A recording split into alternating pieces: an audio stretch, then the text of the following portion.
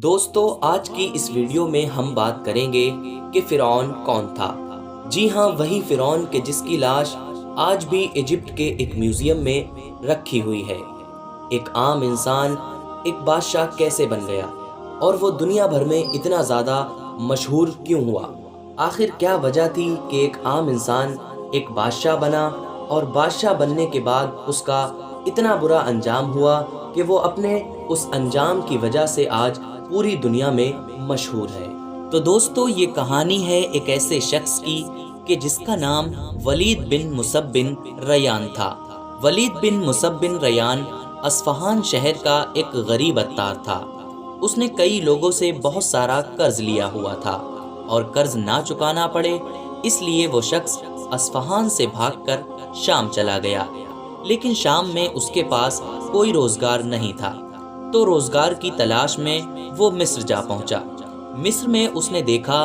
کہ ایک گاؤں میں تربوز بہت ہی کم داموں میں مل رہے ہیں اور وہی تربوز شہر میں اس سے کئی زیادہ داموں میں بیچے جا رہے ہیں۔ تو اس کے دماغ میں یہ خیال آیا کہ کیوں نہ میں گاؤں سے تربوز لے جا کر شہر میں بیچوں، تو یہ میرے لیے منافع کا سودا ہوگا۔ یہ سوچ کر اس نے گاؤں سے بہت سارے تربوز لیے اور شہر کی طرف چل دیا، لیکن شہر پہنچتے پہنچتے راستے میں کئی چنگی آئیں جہاں پر اس کو ٹیکس دینا پڑا۔ اس طرح اس کے پاس شہر پہنچتے پہنچتے کیول ایک تربوز ہی بچا تھا، کیونکہ باقی تربوز ٹیکس میں چلے گئے تھے۔ اب وہ شخص سمجھ چکا تھا کہ اس ملک میں کوئی شاہی انتظام نہیں ہے، ساتھ ہی کوئی بھی چاہے شاہی افسر بن کر مال وصولی کر سکتا ہے۔ دوستو حیرانی کی بات یہ ہے کہ مصر میں اس وقت ایک بیماری پھیلی ہوئی تھی،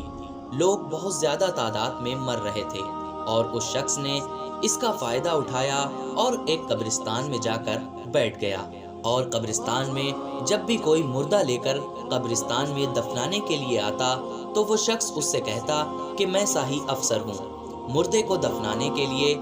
5 درہم کا ٹیکس لگے گا، تو مجھے 5 درہم دو اور پھر مردے کو دفن کرو۔ اس طریقے سے اس نے کچھ ہی وقت میں بہت سارا مال اکٹھا کر لیا، لیکن ایک دن اتفاق سے جو مصر کا بادشاہ تھا اس کے قریبی لوگوں میں سے کسی ایک شخص کی موت ہو گئی، اور وہ لوگ بھی اس مردے کو دفنانے کے لیے اس قبرستان میں لائے۔ تو ولید بن مصعب بن ریان نے ان سے بھی 5 درہم کی مانگ کی، لیکن ان لوگوں نے ولید بن مصعب بن ریان کو 5 درہم نہیں دیے، بلکہ اس کو گرفتار کر کے بادشاہ تک پہنچایا اور بادشاہ کو پورا واقعہ بتایا۔ دوستو پورا واقعہ سننے کے بعد بادشاہ نے اس شخص سے سوال کیا کہ تمہیں قبرستان پر کس نے بٹھایا تھا؟ تو اس شخص نے جواب میں کہا کہ مجھے آپ تک پہنچنا تھا، اس لیے یہ بہانہ بنایا۔ میں آپ کو خبر کرنا چاہتا تھا کہ آپ کے ملک میں بہت ہی خراب حالات ہیں، میں نے صرف 3 مہینے میں عوام سے اتنا سارا مال اکٹھا کر لیا ہے، تو سوچئے جو دوسرے حکام لوگوں سے ٹیکس وصولتے ہیں وہ لوگ کیا کچھ کرتے ہوں گے۔ اور یہ کہہ کر اس شخص نے اپنے 3 مہینے کا اکٹھا کیا ہوا سارا مال بادشاہ کے سامنے ڈال دیا، اور بادشاہ سے کہا کہ اگر آپ انتظام میرے حوالے کر دیں تو میں آپ کا ملک درست کر دوں گا۔ بادشاہ کو اس کی یہ بات بہت پسند آئی، اور بادشاہ نے ولید بن مصعب بن ریان کو ایک چھوٹا سا عہدہ دے دیا، اور ولید بن مصعب بن ریان نے بھی بادشاہ اور عوام کو خوش رکھنے کے لیے اچھے اچھے طریقے اختیار کیے۔ سلسلہ دھیرے دھیرے چلا، اور ایک دن اس شخص کو تمام لشکر کا افسر بنا دیا گیا۔ اور دوستو ایک وقت وہ آیا کہ جب مصر کے بادشاہ کا انتقال ہوا تو عوام نے ولید بن مصعب بن ریان کو تخت پر بیٹھا دیا، اور اس طرح سے ولید بن مصعب بن ریان مصر دیش کا بادشاہ بن گیا۔ لیکن دوستو اب آپ لوگ یہ سوچتے ہوں گے کہ یہ کہانی تو ولید بن مصعب بن ریان کے بادشاہ بننے کی ہے،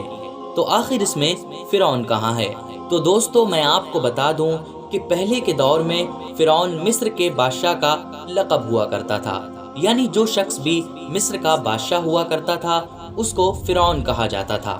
یعنی جب ولید بن مصعب بن ریان مصر کا بادشاہ بنا تو وہ اپنے لقب یعنی فرعون کے نام سے پہچانا جانے لگا، اور یہ فرعون اس دور میں بادشاہ بنا تھا کہ جو موسیٰ علیہ السلام کا دور تھا۔ دوستو فرعون اب بادشاہ تو بن گیا، لیکن اس نے اپنی عوام پر سخت قانون لگا دیے